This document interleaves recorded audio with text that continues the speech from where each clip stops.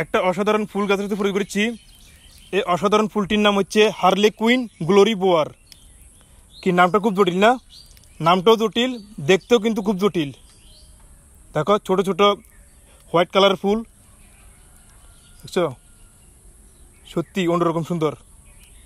আর এগুলো হচ্ছে কলি, এগুলো সামনে ফুটবে। দেখো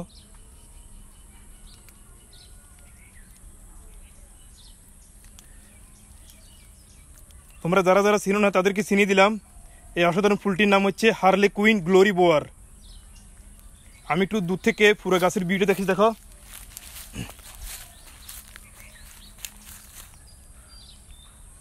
দেখছো, এটি কিন্তু চাষাবাদ করতে হয় না, এটা যেখানে সেখানে হয়।